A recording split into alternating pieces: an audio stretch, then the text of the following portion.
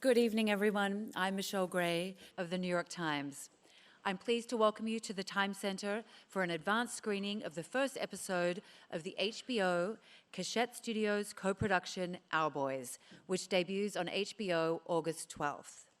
Following tonight's screening, we'll enjoy a discussion with series creators, writers, directors, and cast.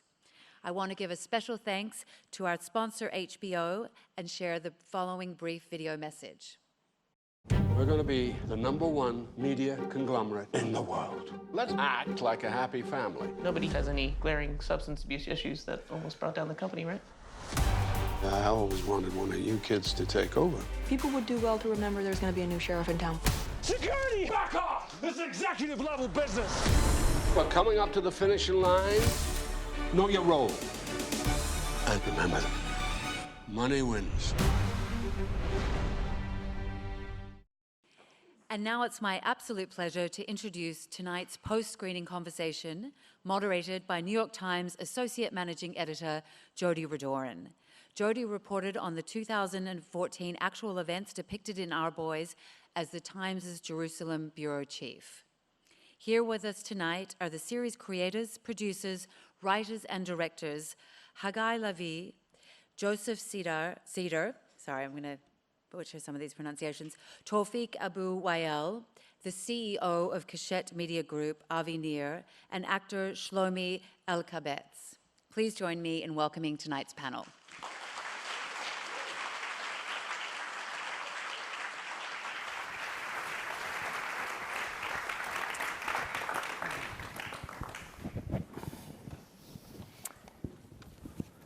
Thanks, everybody, and welcome to the New York Times. I'm thrilled to be here with these amazing documentarians and actors and producers, and we have not as much time as we have stuff to talk about, so I want to jump right in. Watching this, for me, really took me back. I was in Jerusalem at the time when these events unfolded as the bureau chief for the New York Times.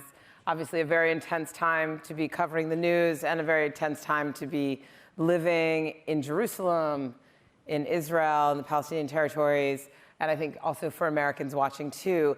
But for any of us who were there, I feel like it's a little bit like a Kennedy moment in the United States. People remember kind of where they were, what they were doing when they found out that the three boys, when the bodies were found, or when they found out about Muhammad's murder the next day. And I guess I wanted to ask you all a little bit about where you were, if you remember, or how you personally connected to this story, and then how this project came to be, how you got connected, why it is that this was compelling enough to make the series. And Gabbai, why don't you start us off, since you're nodding? So there were many moments in that summer like that. Like I remember them, like, we say Rabin, not Kennedy, but yeah, that's exactly where I were and what I felt and what were the circumstances. So, beginning with the moment when we heard about the kidnapping, I was in my kibbutz, and one of the families lives in this kibbutz or just in the neighborhood, and we knew the family very well. So when we heard that, all of us together, and that was really, really shocking, and rumors coming and going. And then when they found the bodies, I was in the middle of watching football. That was the World Cup, and everybody was obsessed, kind of escaped to that.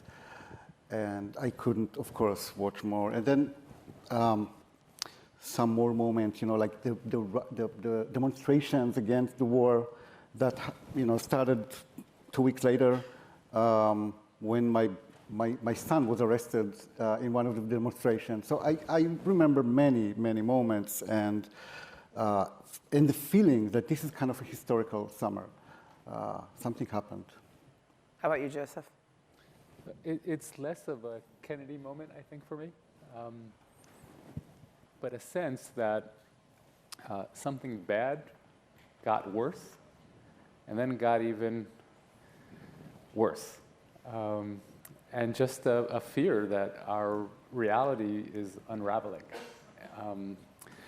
Finding the burnt body of a 16-year-old Palestinian boy a day after the funeral of the three Jewish teenagers had this biblical echo to it. and a sense that we're out of control. Tawfiq, bring us to the...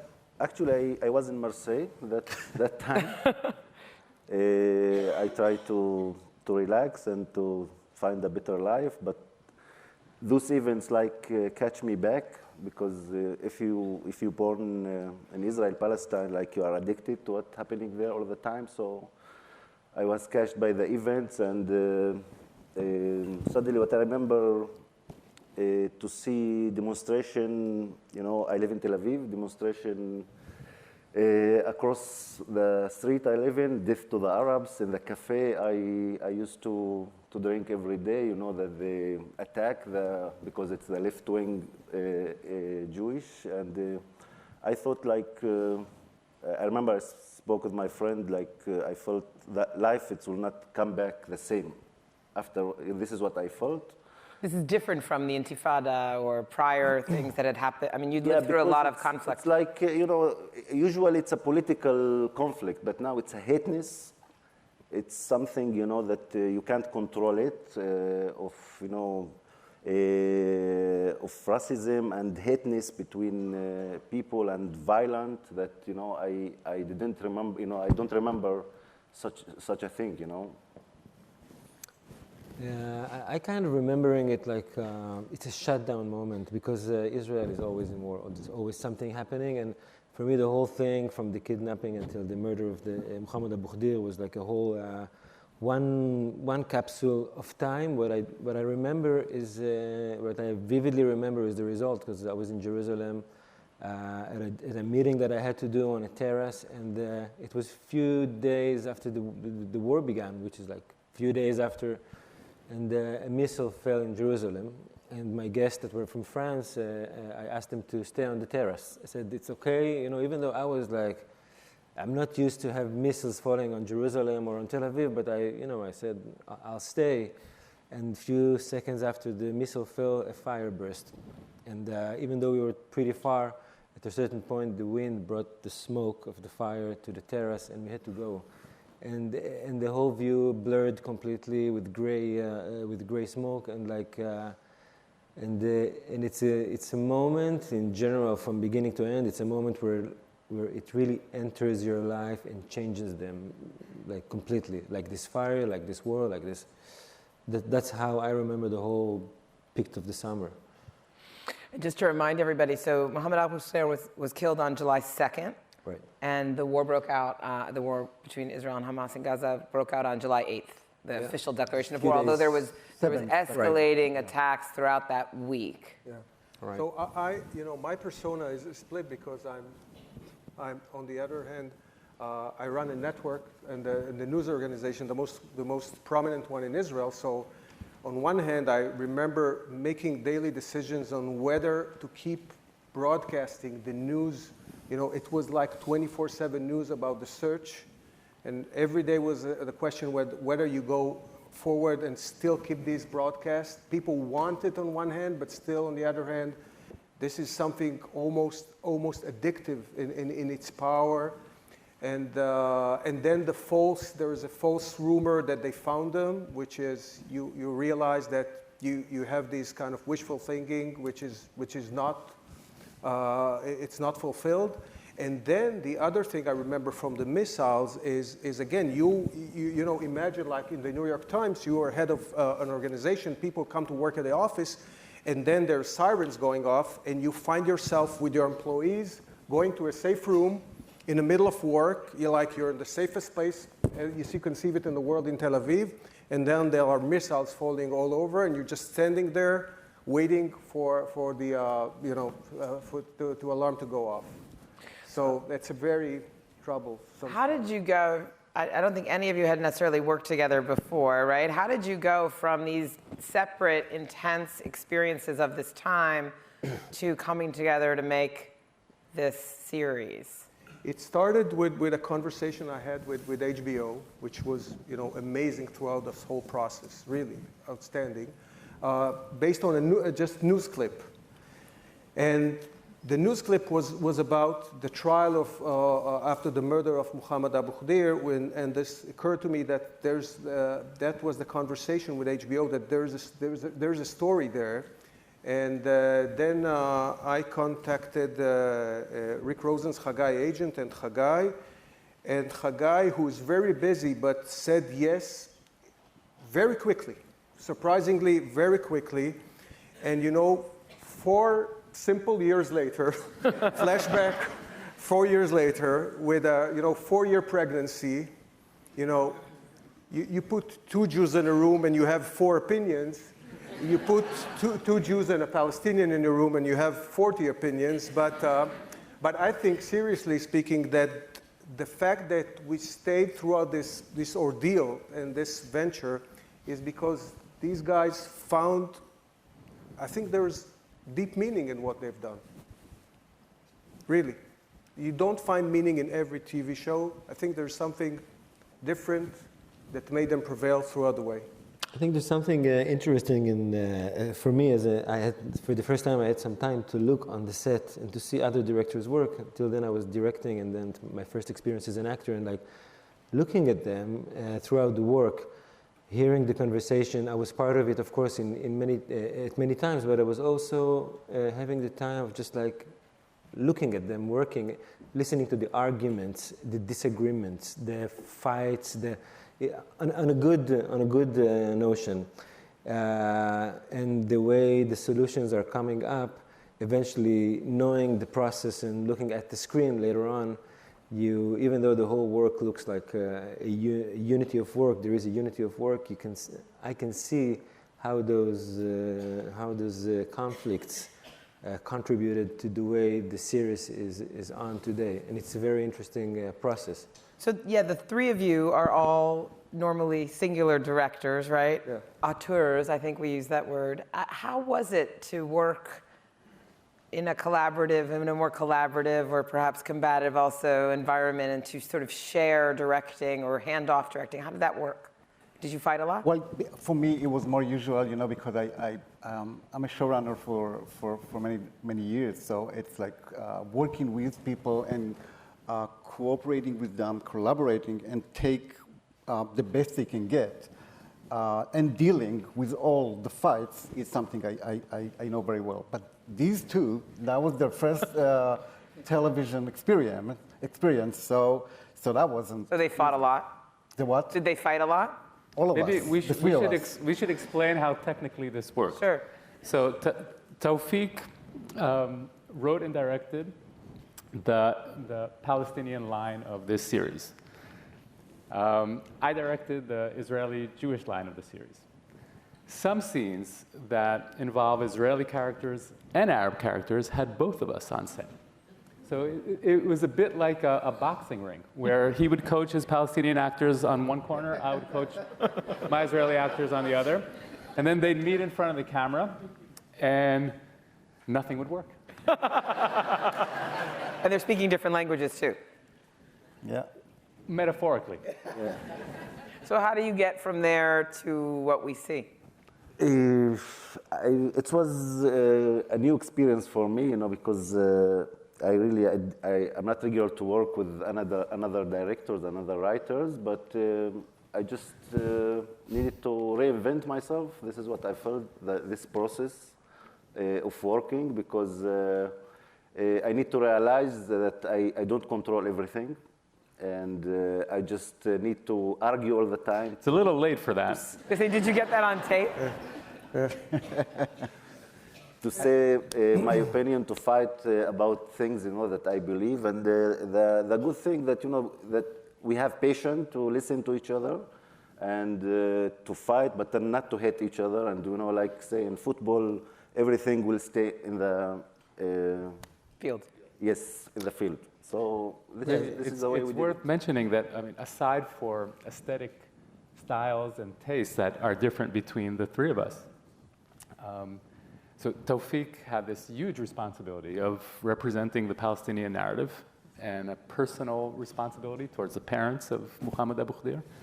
Gabbai and I felt that even though we were focused on just making good TV. We did feel a responsibility to represent a narrative that we believe is true.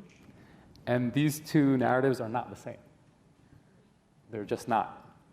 And sometimes they coexist on the screen, but I think what the audience will get is really two separate stories around the same events. That's really powerful. Tawfiq, I want to follow up with you about what it is like, given those narratives that you all grew up in and live in, and how not only separate they are, but really in conflict they are, and how much that is all rooted in people's identities.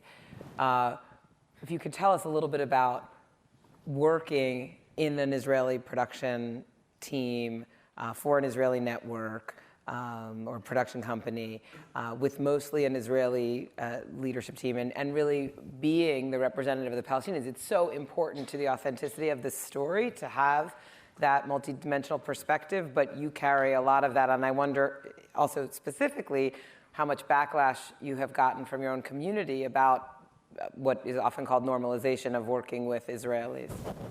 Yes, it's a long story, but I try to make it in a brief. As a Palestinian living in Israel, Palestinian director, filmmaker, I used to have calls from Israel creators or producers when they have something about Arabs. So all the time I say no. And suddenly when Joseph called me, I love him, he's a good friend, and I asked myself, what Joseph connected to Arabs? I just wanted to understand what's going on, so I went to meet him.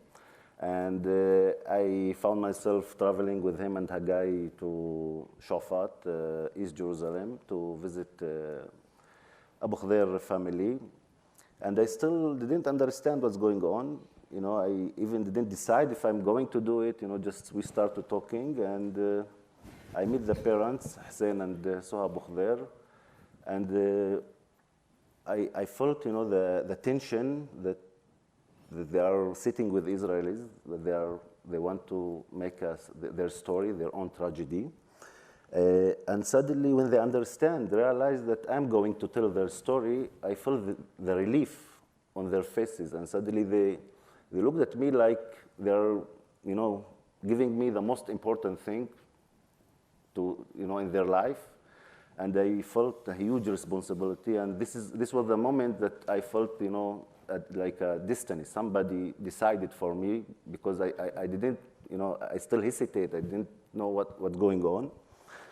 After that, I realized that it's a huge issue, because Muhammad Abu Khdeir, it's a symbol, it's a taboo in the Palestinian society. It's changed Jerusalem, you can speak about Jerusalem before the murder of Muhammad Abu Khdeir and after the murder of Muhammad Abu Khdeir. It's so emotional. So I had a lot of pressure not to do the show. From Palestinian activists, from BDS, and I hesitated. I thought not to do it. And I remember I spoke with Hussein. I told him about my hesitation doing it, and he told me, if your conscience is clear, you feel good with your conscience to do it, so do it. If not, don't do it. So and it's make me to decide to stay in the show and to make it, to take this responsibility and not to miss the chance, really, not to miss the chance to tell. First of all, Muhammad Abu Khdeir's story in a world platform stage, and also, the first time to tell a Palestinian pain, in such a stage. So I didn't want to miss the chance, and I took it, despite the fact that it's difficult, people will not like it, but I will face it, and I will. Shlomi, you mentioned before.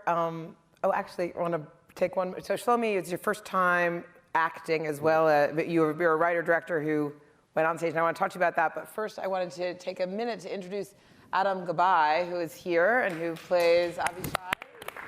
Can you stand up? Thank you for being performing in the band's Visit, right? So it was in New York for a while. You should all go see the band's Visit. And, you know, go see him backstage. No, I'm kidding. But Shelby, tell us about what it was like for you why you made this transition for this project as opposed to any of the others that you've worked on, and how that has shifted your, I don't know, perspective, I guess, on the art. It wasn't because of the money, right? The money was not not an HBO money. Okay. Yes, of course, Joseph offered me to come to meet him about this role, and I said no. For many reasons, like first, I didn't want to act.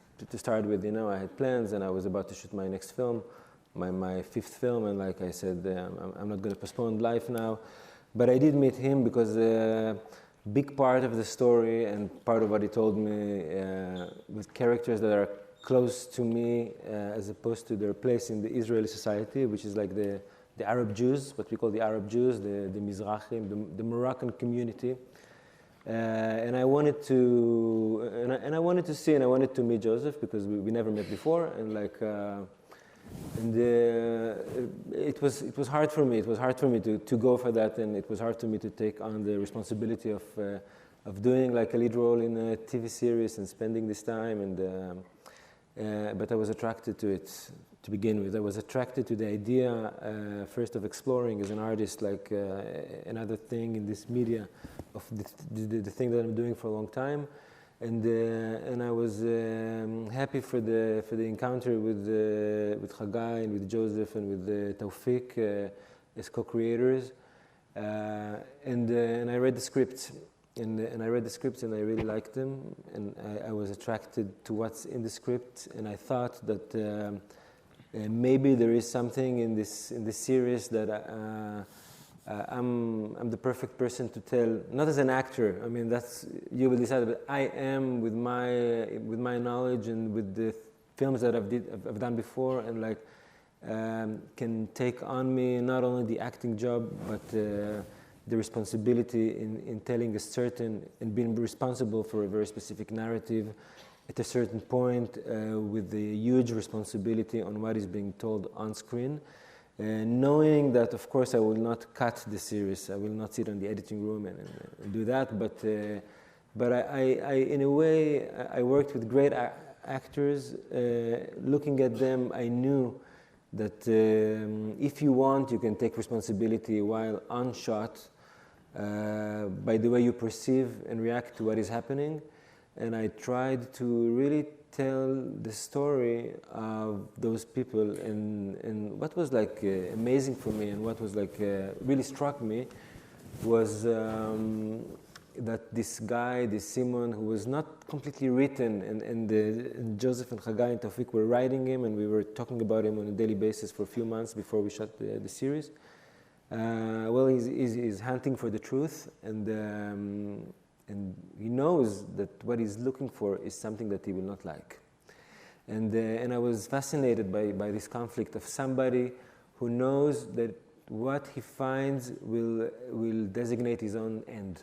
In that sense, he's looking for his own death. He's looking the reality of the story, and the truth that he's going to find is something that is going to define him as a murderer, in a way, because finding the people who killed Muhammad Abu Khdeir, meaning to find the murderer within yourself, and that's a very, it's something very, very challenging in acting and in storytelling and in cinema, all at the same time.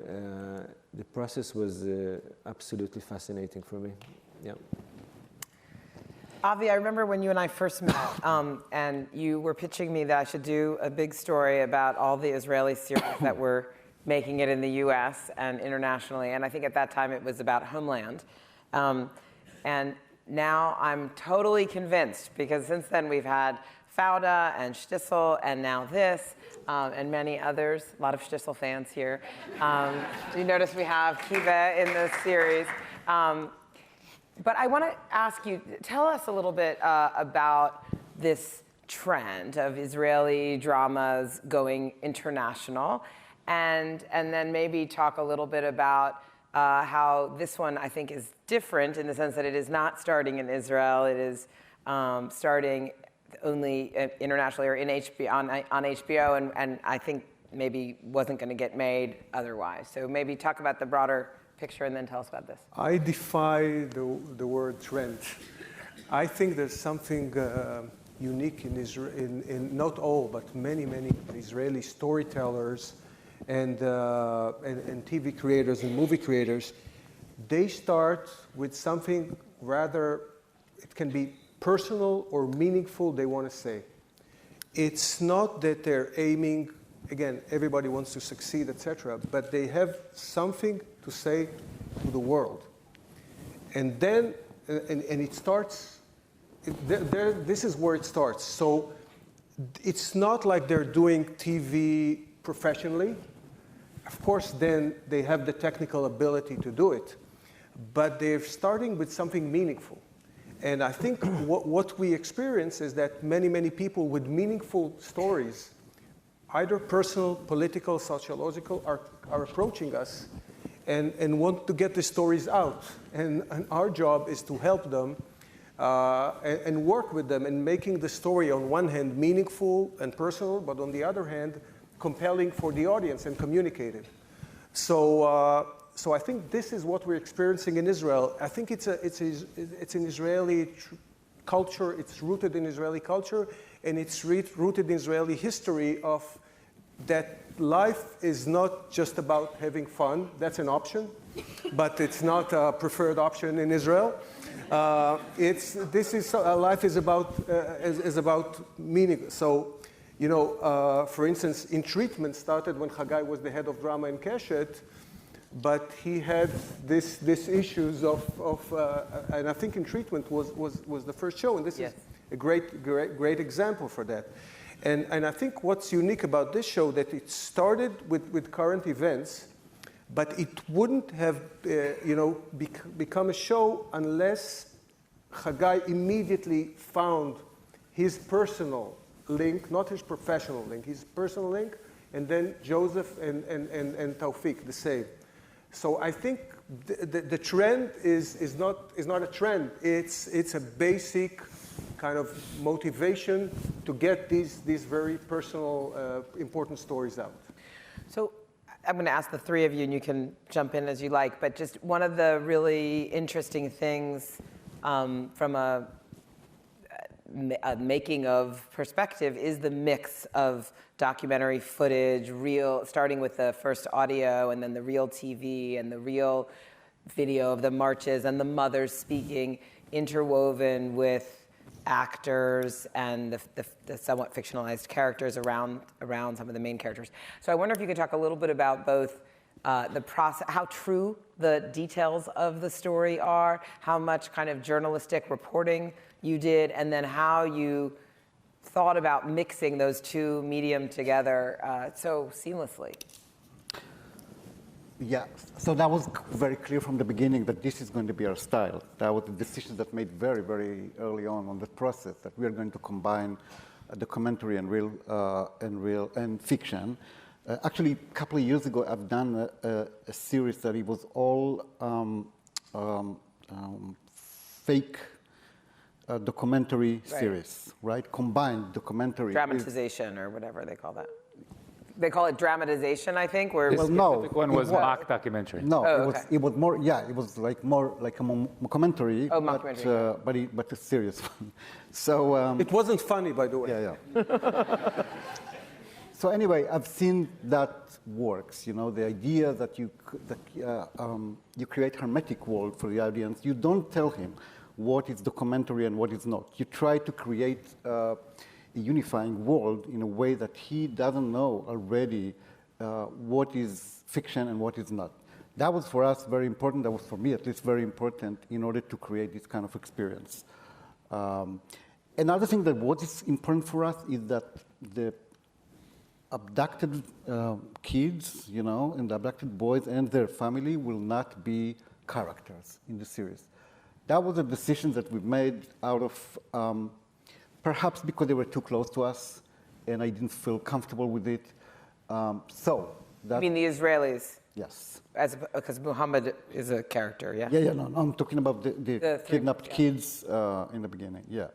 So that created another, and we had a lot of material. You know, it was a crime not to use it. You know, it's huge if you continue watching it. Like we have thousands of people demonstrating in the main street of Shuafat. So this is crazy. So you can't and the coastal stuff. So yeah, there's aside for the stylistic challenge and enjoyment of combining documentary footage with something that we create seamlessly, which is very satisfying. There is, I think we are saying something by reminding the audience that it's all real. And in that sense, it's not similar at all to some of the other shows that you mentioned, for instance, like Fauda.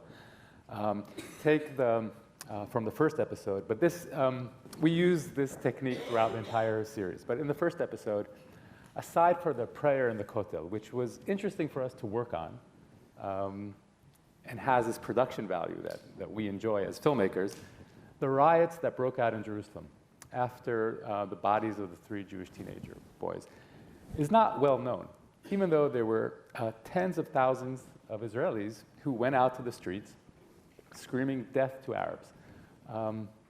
There's no way for us to put that on the screen without this kind of documentary footage saying, this is real. Really happened.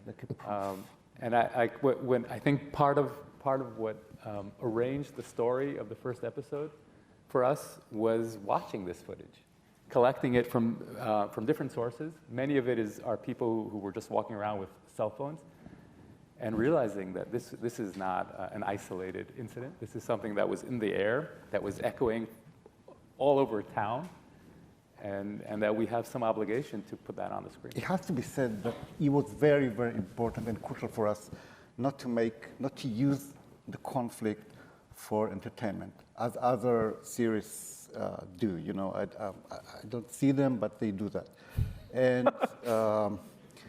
and it was very, very important for us to be very responsible in order not to use people that are still living, their tragedy are very fresh, 5 years ago, and not to use that as to make kind of a thriller or fun or whatever, right? So, which is not to say that it's not thrilling. Yeah. And it's not what?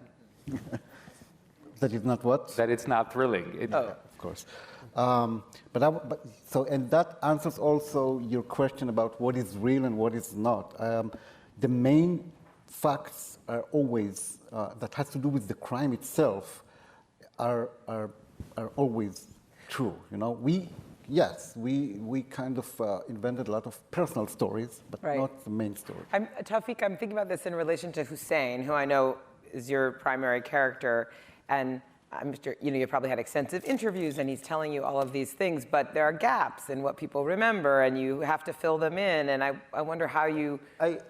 From my point of view, it's a true story. We made a lot of research, but at the end, it's an interpretation. It's a personal interpretation of the truth. Yeah. So it's happened. The events we are talking about. It's happened. Muhammad Abu Khdeir, it's 16 years old, was sitting in the stairs in front of his house. They kidnapped him, they beat him, they burned him alive. So this is a real story. So I invent few things for the drama. I just can say the main conflict I faced in making this story. It's from one hand, you want to make a good story, for all the people around the world to see, to understand, to be emotion, with the story. And the other hand, to keep the dignity of the people who are still alive. So this was for me the main conflict of making this story. And I hope I succeed, Yeah, you did, because I have to say that when we aired it to focus groups in Israel, and we were very curious and somewhat anxious on what their response will be, and their response, and this is for all you guys credit, was to say, they said a father is a father. parents, grieving parents are grieving parents. This is what Israeli viewers said.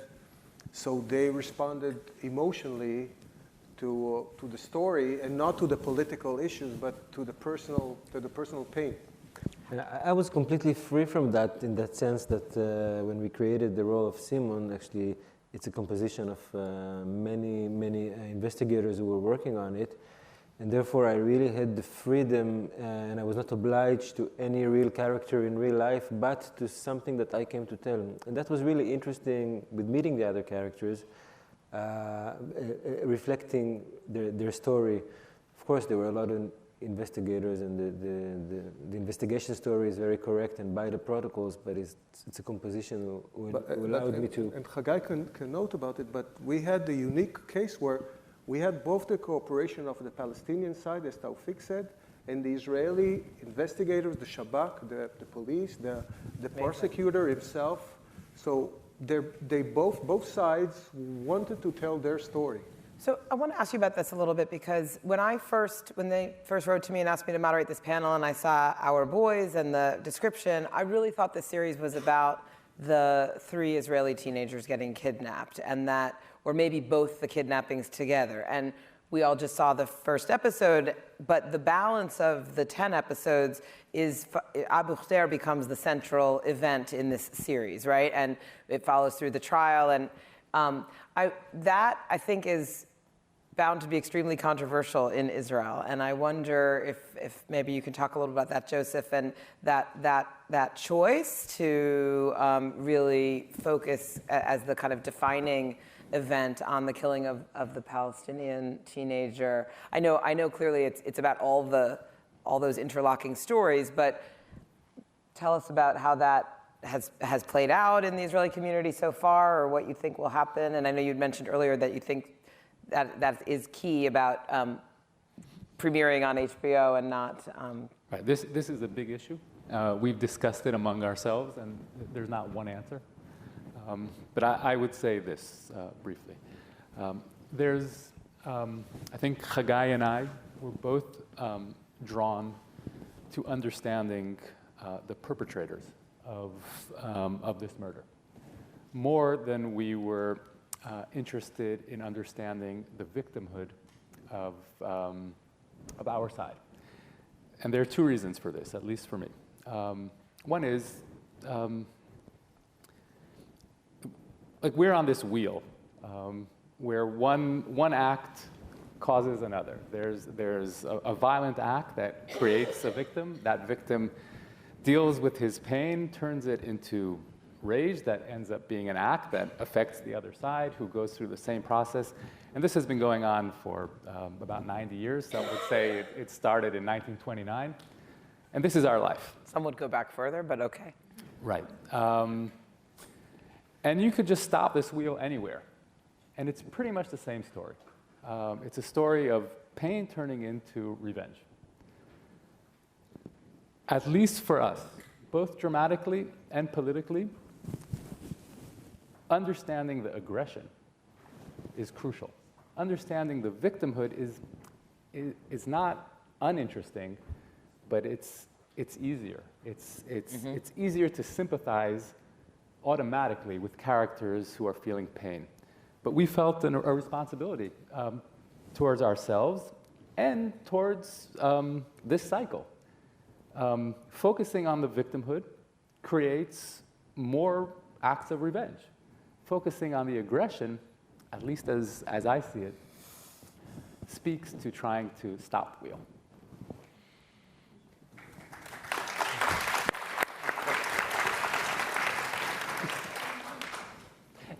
And if you watch further into the series, you'll find out that the perpetrators of this horrible act are so far from anything that anyone would expect. Even people who follow the news closely don't know anything about these characters. Which made it like internal inquiry for us. Because in a way, they're not that.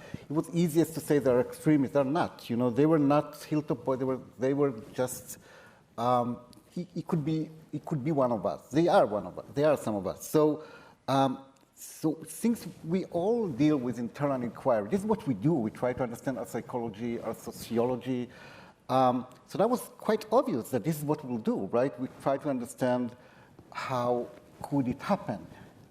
Could it be us? Could it be our children? You know, this is what interests us in everything we do.